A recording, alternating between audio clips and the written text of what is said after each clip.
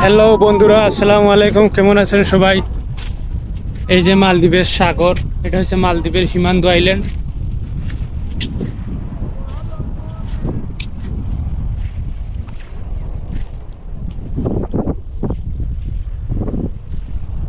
এগুলা বিচ কিন্তু কক্সবাজার থেকে অনেক অনেক সুন্দর দেখতে। দেখুন মালদ্বীপের বিচগুলা অনেক সুন্দর।